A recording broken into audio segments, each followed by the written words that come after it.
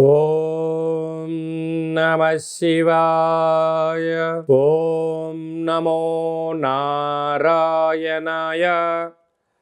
నరదృష్టి నివారణ, సంచిత కర్మ, ప్రారబ్ధ కర్మ, ఆగమిక కర్మ, దోష నివారణ కాళభైరవాయ నమో నమః.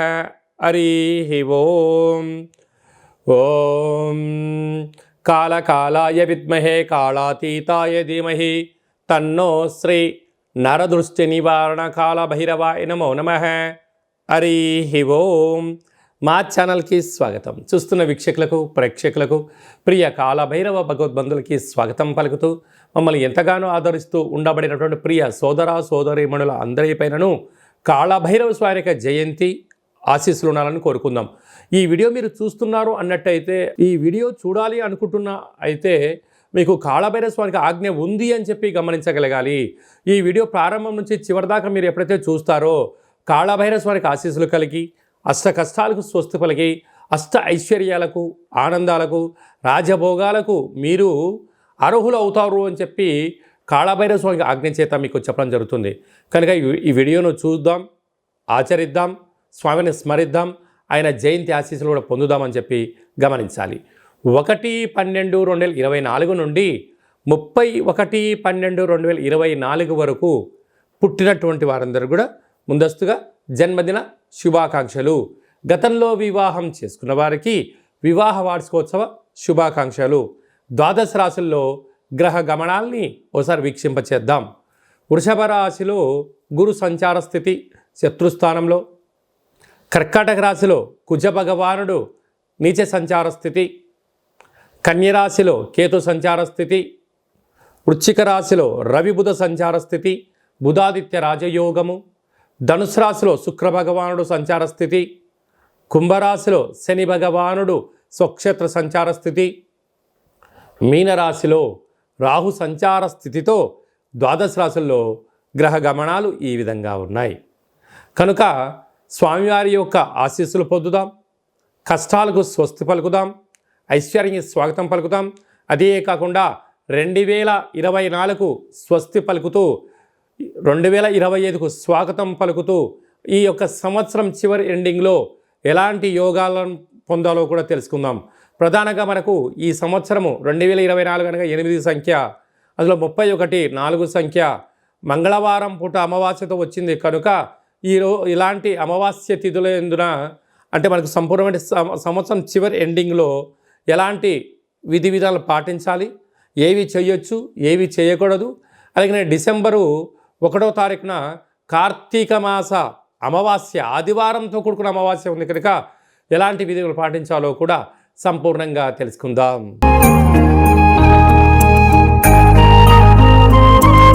ధనుసు రాశి వారు ఈ ఆదివారం అమావాస్య, కాళభైరవ జయంతి, ఆంగ్ల సంవత్సరం చివరి రోజులలో అంటే చివరి మాసం అవ్వడం వలన కష్టాలను దగ్గర తెచ్చుకోకుండా వీలైనంత వరకు ఐశ్వర్యాన్ని, ఆనందాన్ని ఎలా స్వాగతించాలో ఈ వీడియోలో సవివరంగా సంపూర్ణంగా తెలుసుకుందాం.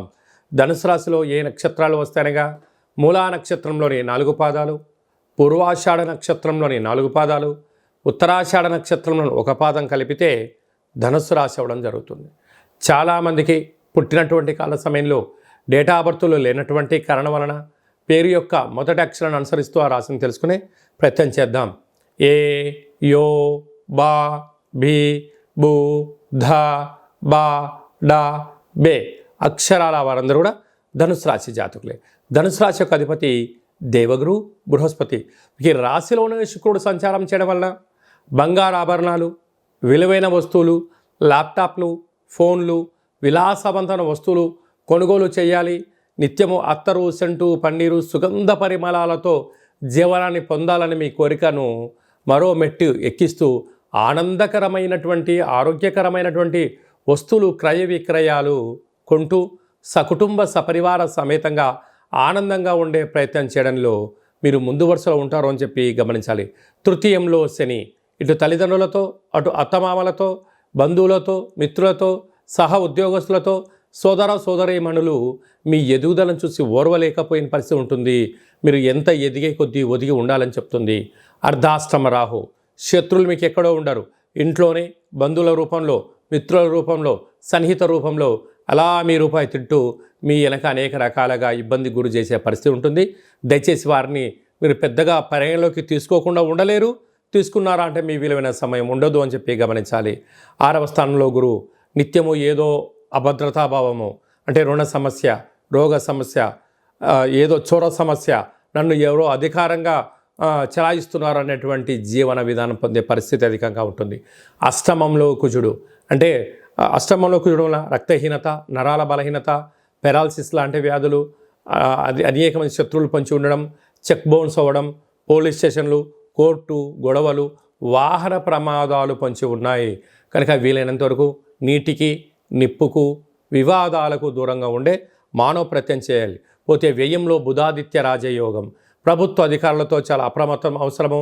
కరెంటు బిల్లుల విషయంలో కానీ, ట్రాఫిక్ చలానాల దగ్గర కానీ, చెక్ బౌన్స్ అయినటువంటి కాల సమయంలో దాన్ని సరిదిద్దుకునే ప్రయత్నం చేయండి తప్ప దాన్ని విభేదించి నేను ఏదో సాధిస్తాను అనుకుంటారు. దీనివల్ల మళ్ళీ తిరిగి పోలీస్ స్టేషన్లు, కోర్టు సమస్యలు, పెనాల్టీలు, అనేక రకాల ఇబ్బందులు గురవుతున్నాయి. ఇలాంటి కాల సమయంలో మనం వీటన్నిటిని అధిగమించడం ఎలా అన్నట్లయితే, ఒక కూష్మాండ దీపాన్ని పసుపు రంగు క్లాత్ను ఏర్పాటు చేసుకొని, నవధాన్యాలు లేకపోతే శనగపప్పును ఏర్పాటు చేసి కూష్మాండ దీపాన్ని వెలిగించి ఇంటికి మీకు దిష్టి తీసుకొని చాకలి వాళ్ళకు దానం ఇవ్వడం, లేకపోతే ప్రవహించే నీటిలో వేయడం, లేకపోతే గోమాతకు ఆహారంగా ఏర్పాటు చేయడం, బ్రాహ్మణుడికి దానం చేయడం వలన సకల గ్రహదోషాలు తొలగిపోయి ఐశ్వర్యం, ఆనందం మీ సొంతమవుతుందని చెప్పి గమనించాలి.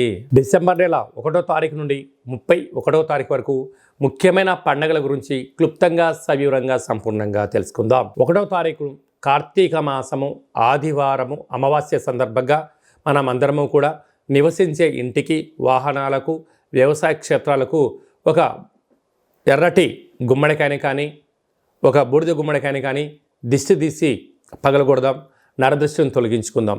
అలాగే ఆ రోజు వెన్నతో దీపం పెడదాం, పోలి అమావాస్య ఆశీస్సులు పొందుదాం. ఇంకొంచెం శక్తి కలిగితే మనము కొబ్బరికాయ, నిమ్మకాయ, తెల్లావాలు, ఆముదంతో కూడుకున్నటువంటి వాటితో వస్తువులు దిష్టి దించి బయట పడేసుకోవడం వలన సకల దృష్టి దోషం తొలగిపోతుందని చెప్పి గమనించాలి. అలా కుదరలేని వాళ్ళు ఈ కింద సంప్రదించండి. మీకు వీడియో కాల్ ద్వారా ఎలా చేసుకోవాలో కూడా మీకు చెప్పడం జరుగుతుందని చెప్పి గమనించాలి. మనకు 2వ తారీఖు నుంచి మార్గశీర్ష మాస ప్రారంభము. మనకు 7వ తారీఖున సుబ్రహ్మణ్యేశ్వర స్వామి యొక్క జయంతి. పుట్టలో పాలు పోద్దాం, స్వామిని స్మరిద్దాం, ధ్యానిద్దాం, సకల గ్రహ దోషాల్ని తొలగించుకుందాం. 8వ తారీఖున కాళభైరవ అష్టమి, కాళభైరవ స్వామి యొక్క జయంతి. కాలాన్ని మనం శాసింప చేసుకోగలగాలి అన్నట్లయితే, కాలం మనకు అనుకూలంగా ఉండాలి అనుకుంటున్నట్లయితే, ఏ పనులైతే మనం చేస్తున్నామో ఆటంకాలు తొలగిపోవాలి అనుకుంటున్నట్లయితే స్వామిని స్మరిద్దాం, ధ్యానిద్దాం, కూష్మాండ దీపాన్ని పెట్టుకుందాం, ఒక ముడుపును కట్టుకుందాం, ఆయన ఆశీస్సులు పొంది తిరుగులేని చక్రవర్తులుగా స్వాగతం పలుకుదామని చెప్పి గమనించాలి. 14వ తారీఖున మార్గశీర్ష మాస పూర్ణిమ, దత్తాత్రేయ స్వామి యొక్క జయంతి. అత్రి మహాముని, అనసూయ మాతలు కలిగినటువంటి సంతానం కనుక స్వామిని స్మరిద్దాం, గురుచరిత్ర పారాయణం చేద్దాం, స్వామి యొక్క ఆశీస్సులు కూడా పొందుదాం. అలాగే మనకు 23వ తారీఖున మార్గశీర్ష మాస బహుళ అష్టమి కనుక స్వామివారి యొక్క స్మరణ చేద్దాం, కూష్మాండ దీపాన్ని పెట్టుకుందాం, కష్టాలకు స్వస్తి పలుకుదాం. అలాగే మనకు 28వ తారీఖున శనివారము, శని త్రయోదశి సందర్భంగా ఈ ఆంగ్ల సంవత్సరంలో చివరిగా వచ్చేటువంటి శనివారం, శని త్రయోదశి సందర్భంగా మనకు అనుకూలంగా లేనివారు, ఆరోగ్యం కావాలి, రాజయోగం కావాలనుకున్న వారు శనేశ్వర స్వామిని స్మరిద్దాం, ధ్యానిద్దాం, నల్లటి నూనెలతో అర్చన చేసుకుందాం, విశేషం నల్లటి ఒత్తులతో దీపం పెడదాం, స్వామి యొక్క ఆశీస్సులు పొందుదాం. అదే కాకుండా 31వ తారీఖు అంటే 314 సంఖ్య, ఈ 2024 8 సంఖ్య, అందులో మంగళవారము. ఈ యొక్క సంవత్సరం అధిపతి కూడా రాజు కుజుడే అయ్యాడు కనుక వీలైనంత వరకు సంవత్సరం చివరి రోజున వీలైనంత వరకు 100కు 100% వరకు మనము దూర ప్రయాణాలు, వాయు ప్రయాణాలు, జల ప్రయాణాలు, కలహాలు, గొడవలు, ఆవేశమైన నిర్ణయాలు తీసుకోకుండా ఉంటే చాలా మంచిది అని చెప్పి గమనించగలగాలి. ఎందుకనగా మనం అందరము కూడా ఇయర్ ఎండింగ్ అని, ఎన్నో రకాల సెలబ్రేషన్స్ అని, ఎన్నో వేడుకల్లో పాల్గొంటూ ఉంటాం. పాల్గొన్నంత వరకు చాలా బాగానే ఉంటుంది. ఆ తదనంతరము జరిగేటువంటి అనేక మంది ఇబ్బందులను చూడడం వలన మనము బైక్ పైన వెళ్తూ ఉంటే మన వేగంగా వెళ్ళే కొద్దీ మన కళ్ళల్లోంచి 2 చుక్కల నీళ్ళు బయటకు వస్తూ ఉంటాయి. అంటే మనకు దేనికి సంకేతం చెప్తుందంటే, బాబు మితిమీరిన వేగం పనికిరాదు, నువ్వు నీ కంటిలో నుంచి చుక్కలు బయటకు వస్తున్నాయంటే నీ కోసం ఎదురు చూసేవాళ్ళు నీ తల్లిదండ్రులు, మీ భార్య, పిల్లలు నీ ఇంటి దగ్గర ఉన్నారు, మితిమీరిన వేగం పనికిరాదు అని చెప్పి మన దేహము ప్రకృతి ద్వారా చెప్తుంటుంది. ఆ రోజు విందుల్లో వినోదాల్లో పాల్గొనడం, అరాచకమైన శక్తులతో పాల్గొనడం, అనేక రకాల ప్రమాదాలకు గురవ్వడం, అనేక రకాల వల్ల మీరు ఇబ్బంది పడుతూ మీ కుటుంబాన్ని ఇబ్బంది కలగ చేయకూడదు అనేటువంటి ఒక చిన్న ఉద్దేశంతో చెప్పడం జరుగుతుంది. కనుక అందరూ ఆయురారోగ్యాలుగా ఉండాలి, ఆహ్లాదకరమైనటువంటి వాతావరణంలో ఉండండి. వీలైనంత వరకు గొడవలకు, పంచాయతీలకు, అనవసరమైన మాటలకు, మధ్య పదార్థములకు, అలాంటి వాటన్నిటికి కూడా దూరంగా ఉండే మానవ ప్రయత్నం చేయండి. స్వామివారికి ఆశీస్సులు పొందండి. వీలైతే దైవనామము, ఆధ్యాత్మిక చింతన, వీలైతే అయ్యప్ప స్వామి యొక్క స్మరణ, కాళభైరవ స్వామి స్మరణ, ఆధ్యాత్మికమైన జీవనంలో ఆ ఒక్క పూట ఉండండి. రాబోయే కాలం అంతా కూడా మంచి కాలమే అని చెప్పి గమనించాలి. కనుక మనమందరము కూడా ఇంకనూ ఈ యొక్క డిసెంబర్ మాసంలో విజయాన్ని సాధించగలగాలి అన్నట్లయితే ఒక పాత్ర కంచు పాత్ర అంటారు. ఈ యొక్క పాత్రలో 12 రాసులు అచ్చు వేయడం జరుగుతుంటుంది. ఈ పాత్రను ఎలా ఉపయోగించుకోవాలి, అదృష్టానికి ఎలా స్వాగతం పలకాలో మనం తెలుసుకుందాం. ఇలా ఒక్కసారి శబ్దం చేస్తే ఓంకార శబ్దం రావడం జరుగుతుంది.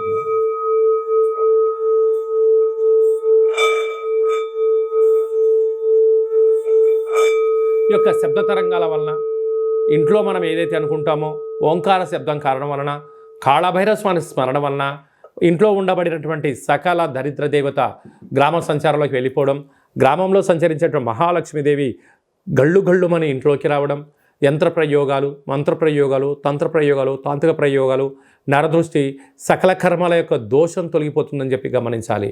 ఈ యొక్క పాత్ర, కాళభైరవ స్వామి యొక్క పిరమిడు, డాలరు, కంకణము, 27 రకాల వస్తువులతో దిష్టి తీయించడం జరుగుతుంది. మీ పేరు పైన గోత్రంతో ప్రత్యేకంగా పూజా కార్యక్రమం చేయించి మీకు వీడియో కాల్ ద్వారా చూపించి స్వామివారి యొక్క ప్రసాదాన్ని, అక్షయ పాత్రను మీ ఇంటికి కొరియర్ చేయడం జరుగుతుంది అని చెప్పి గమనించాలి. ఆసక్తి గలవారు ఈ కింద నెంబర్ సంప్రదించి స్వామి యొక్క ప్రసాదాన్ని స్వీకరిద్దాం. అలాగనే ఉప్పుల యందు సముద్రపు మంచుతో తయారైనటువంటి సైంధవ లవణం ఉప్పు వేరయ్య అంటుంటారు. ఈ ఉప్పు దీపాన్ని ఇంట్లో పెట్టుకుందాం. సకల దుష్టగ్రహాలను తొలగించుకుందాం. మంచి నిద్రని, కలహాలు లేని జీవితాన్ని, ఆటంకాల జీవితాన్ని స్వాగతం పలుకుతామని చెప్పి గమనించాలి. అందుకే ఉప్పు దీపం ఎక్కడైతే ఉంటుందో అక్కడ ఐశ్వర్యము, లక్ష్మీదేవి తాండవ మారుతుందని చెప్పి కూడా గమనించాలి. అలాగనే మీ వ్యక్తిగత జాతకం తెలుసుకోవాలనుకుంటున్నారా? మీ యొక్క పేరు, పుట్టినటువంటి తేదీ, నెల, సంవత్సరం, సమయం రాసి వాట్సాప్లో పంపించినట్లయితే 100 సంవత్సరాల జాతకాన్ని వ్రాసి మీకు పంపించి పుట్టినప్పుడు గ్రహ గమనాలు ఎలా ఉన్నాయి, ప్రస్తుతం ఎలా ఉంటున్నాయి, రాబోయే కాలంలో ఎలా ఉంటున్నాయో సవిరంగా తెలియజేయడం జరుగుతుంది. చాలామందికి పుట్టినటువంటి కాల సమయంలో డేటా ఆఫ్ బర్త్లు లేనటువంటి వారికి మీ పేరు యొక్క మొదటి అక్షరాన్ని అనుసరిస్తూ ఆ రాశిని తెలుసుకొని ప్రయత్నం చేద్దాం. అది తెలియచేసి రమణ శాస్త్రం ద్వారా భూత భవిష్యత్ వర్తమానాన్ని గవ్వళ ద్వారా కాళభైరవ ఉపాసన చేత మీకు తెలియజేయడం జరుగుతుందని చెప్పి గమనించాలి. మన యొక్క దేవాలయంలో ఎవరైతే జాతకం, జ్యోతిష్యం చెప్పించుకుంటారో వారికి కాళభైరవ స్వామి యొక్క పూజ, అర్చన, అభిషేకము, దీపము, ముడుపు కట్టి మీకు వీడియో కాల్ చూపించడం జరుగుతుందని చెప్పి గమనించాలి. అందుకే మీ అబ్బాయి కానీ అమ్మాయి కానీ తరచుగా ఎంత ప్రయత్నం చేసినా వివాహం అవ్వడం లేదు. ఎందుకు అవ్వడం లేదు? జాతకంలో ఎలాంటి ఇబ్బందులు ఉన్నాయి, ఎలాంటి అమ్మాయి వల్ల యోగం కలుగుతుందో మీకు తెలియజేయడం జరుగుతుంది. అలాగనే మీ అప్పుడే పుట్టినటువంటి మీ యొక్క చిన్నపిల్లలకు ఆధ్యాత్మికమైనటువంటి పేర్లు ఎలా పెట్టుకోవాలి, ఆ నక్షత్రం యొక్క స్థితిగతులు అంటే తెలియజేయడం జరుగుతుంది. కనుక ఈ వీడియో ప్రారంభంలోనే చెప్పడం జరిగింది. ఈ వీడియోను ఎవరైతే చివరిదాకా చూస్తారో వారికి కాళభైరవ స్వామి ఆజ్ఞ ఉంటేనే చూస్తారు. కాళభైరవ స్వామికి ఆశీర్వాదం వలన అష్ట కష్టాలకు స్వస్తి పలుకుతూ అష్టైశ్వర్య స్వాగతం ఎలా పలుకుతారో మీకు ఈ వీడియోలో అర్థమైందని అనుకుంటున్నాను. అందరిపైనను కాళభైరవ స్వామికి ఆశీస్సులు ప్రసాదించాలని కోరుకుంటూ ఆశీర్వచనం. ఓం శతమానం భవతి శతాయు పురుష సతేంద్రియ ఆయుష్యేవేంద్రియే ప్రతిష్టతి ధనం ధాన్యం బహుపుత్రలాభం శత సంవత్సరం దీర్ఘమాయు సర్వే జనా సుఖినో భవంతు లోకా సమస్తా సుఖినో భవంతు. సర్వం కాళభైరవ జయంతి దేవత కాళభైరవ దేవతార్పణమస్తు. హరి ఓం. ఈ వీడియో మీకు నచ్చినట్టయితే లైక్ చేయండి, షేర్ చేయండి. మా ఛానల్ని సబ్స్క్రైబ్ చేసుకోండి. మేము చేస్తున్న ఆధ్యాత్మిక వీడియోలు అందరికన్నా ముందు మీరు చూడాలనుకుంటున్నట్లయితే, అందరికన్నా మీరు మొట్టమొదట అదృష్టవంతులు అవ్వాలి అనుకున్నట్లయితే ఈ వీడియోను షేర్ చేసి భగవద్బంధులకు మిత్రులకు చేరవేయండి. మీరు ఎవరి క్షమాన్ని కోరుకుంటున్నారో లేక మీ క్షమాన్ని ఎవరితో కోరుకుంటున్నారో ఈ ఆధ్యాత్మిక సమాచారం చేరవేసి కాలభైరవ స్వామి ఆశీస్సులు పొందగలరు.